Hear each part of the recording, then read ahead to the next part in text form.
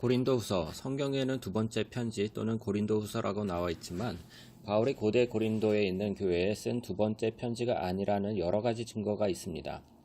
바울은 그의 선교 여행 중에 고린도에서 예수 공동체를 개척하기 시작했습니다.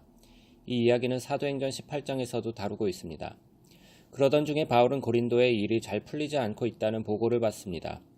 그래서 그는 이 문제들을 바로잡고자 우리가 고린도전서라고 부르는 편지를 씁니다.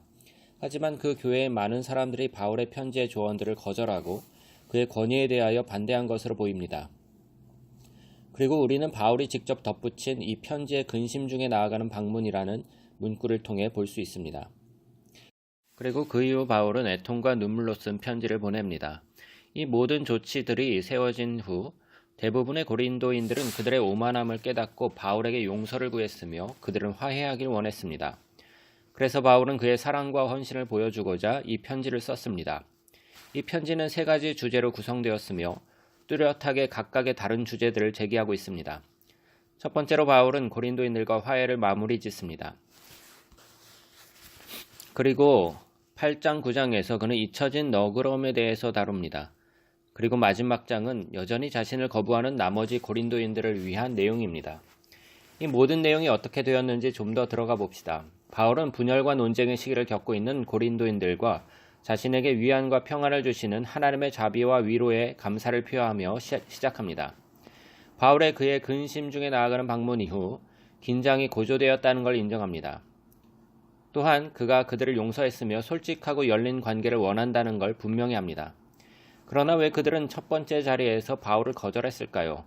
우리는 이후에 보게 될 10장에서 11장을 통해 고린도인들이 바울을 신뢰할 만한 리더로 보지 않고 무시했다는 것을 알게 됩니다. 바울은 가난했고 육체 노동으로 어렵게 생계를 유지했으며 그는 항상 박해와 고통 아래 있었고 종종 살 집이 없었습니다. 게다가 그는 아주 인상적인 대중연설가는 아니었습니다. 그러나 고린도인들이 부유하고 대중연설에 능한 지도자들에게 둘러싸이면서 그들은 바울을 뒷전으로 밀어두고 아예 그를 부끄러워하게 되었습니다. 그래서 바울은 먼저 단지 그들의 부와 웅변 때문에 그 리더들을 높이는 것은 예수님에 대한 배신이며 완전히 변질된 가치체계를 보여준다고 말합니다. 진정한 그리스도인 리더십이란 바울은 말합니다. 자기 자랑이나 지위에 관한 것이 아닙니다. 바울은 자신과 다른 사도들을 그들을 승리의 행진으로 이끄시는 왕, 예수님께 사로잡힌 노예들로 묘사합니다. 바울의 직업은 멋있을 필요가 없습니다. 다만 한 분이신 예수님께 사람들이 집중하게 해야 합니다. 바울은 그의 권위와 신용을 증명하는 추천서를 고린도인들에게 제공했으며 그들이 최근에 그러한 요구를 했음을 암시합니다. 그리고 이것은 바울에게 어리석은 짓입니다. 만일 바울이 선교를 시작하지 않았다면 그들의 교회는 심지어 존재하지도 않았을 것입니다. 그래서 그는 고린도인들이야말로 그의 진짜 리더십의 증거라고 말합니다. 그들이 바울의 추천서입니다. 그는 영리하게 예레미야와 에스겔 선지자의 말씀인 하나님의 성령께서 주의 새 언약 백성으로 그들의 마음에 추천서를 쓰셨다는 말씀을 인용합니다. 고린도인들은 그 이상의 다른 증거가 필요 없을 것입니다. 새 언약을 언급하면서 바울은 자연스럽게 모세에 의해 중재된 하나님과 이스라엘 사이에 옛 언약과 성령으로 예수님에 의해 중재된 하나님과 고린도인들 사이의 새 언약을 비교합니다. 시내산에서 만들어진 옛 언약은 진실로 영광스러웠습니다. 그것은 모세 자신을 하나님의 영광으로 빛나게 했습니다. 그러나 그 영광은 결국에는 사라지고 맙니다. 그 언약의 율법이 이스라엘을 진정으로 변화시키는 데 효과가 없었다는 사실은 말할 것도 없겠죠. 그러나 새 언약은 그에 비해서 훨씬 더 영광스러웠습니다. 왜냐하면 부활하신 예수님이 곧 하나님의 영광이며 그분은 영원토록 살아계시고 그의 성령은 예수님처럼 더욱 신실하게 되도록 지금도 사람들을 변화시키고 있기 때문입니다. 이제 모든 것이 놀랍습니다. 하나님의 영광을 나누기 원하지 않는 사람이 있을까요? 그러나 바울은 계속해서 십자가의 역설이 어떻게 영광과 성공에 대한 고린도인들의 생각을 뒤집었는지를 보여줍니다. 결국 왕으로서 예수님의 영광스러운 높아지심은 그분의 고통, 십자가형, 그리고 죽음을 통해서 일어났습니다. 십자가 위에서 예수님은 하나님의 구원을 계시하셨습니다. 그분은 사람들을 하나님과 화해시키기 위하여 세상의 죄를 위해 죽으셨습니다. 그러나 십자가는 그 이상을 행합니다. 그것은 하나님의 성품을 계시합니다. 그분은 다른 이들의 행복을 구하기 위해 고통스러운 사랑으로 완전히 자기를 내어주는 분입니다. 또한 십자가는 또한 새로운 십자가 형태의 삶의 방식을 드러냅니다.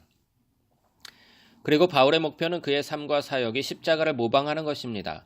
그의 사도직에도 불구하고 그것은 겸손과 가난으로 고통받는 것으로 특징지어지며 이는 모두 고린도인들을 섬기기 위해서였습니다. 그래서 그들의 바울의 가난과 고통을 승인하지 않을 때 그들은 예수님도 인정하지 않는 것입니다. 바울의 삶과 리더십의 방식은 실제로 그가 십자가에 못 박히시고 부활하신 예수를 진정으로 대표한다는 증거입니다. 바울은 정말로 고린도 교인들과 화해하기를 원합니다. 그러나 그는 그들이 변화되고 그리고 십자가의 거꾸로 된 역사를 받아들일 때까지 내버려 두지 않을 것입니다. 이 열정적인 호소 후에 바울은 잊혀진 너그러움의 주제를 다루기 위해 계속 나아갑니다.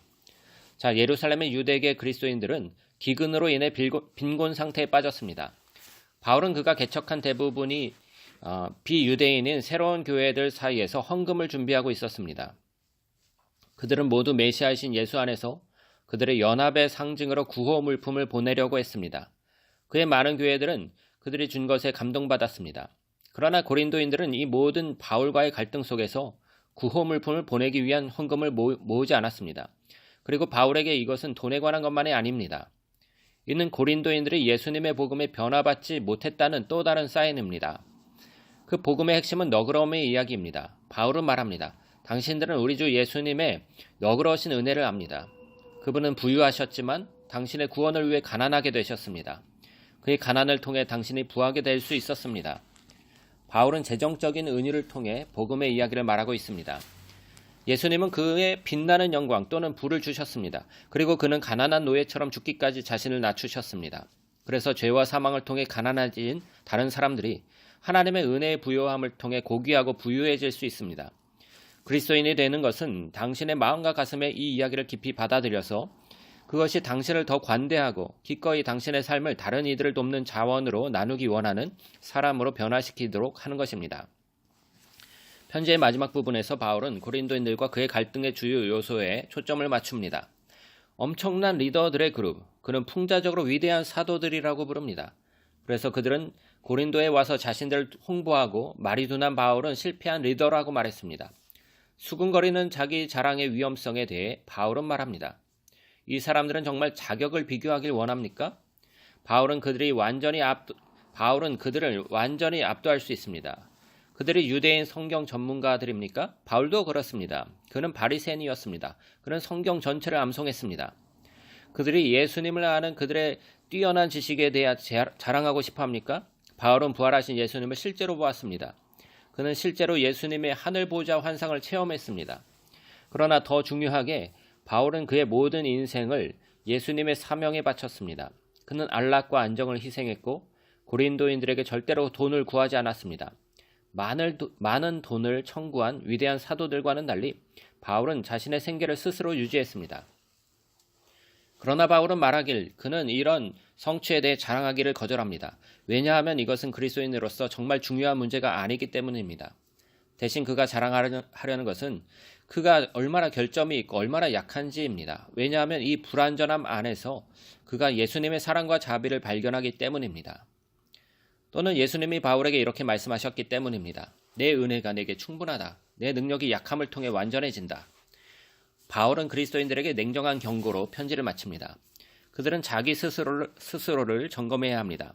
바울의 삶의 방식에 대한 그들의 경멸, 위대한 사도들에 대한 그들의 사랑, 그 모든 것은 그들이 근본적인 수준에서 예수님이 누구신지를 이해하지 못했다는 걸 보여줍니다.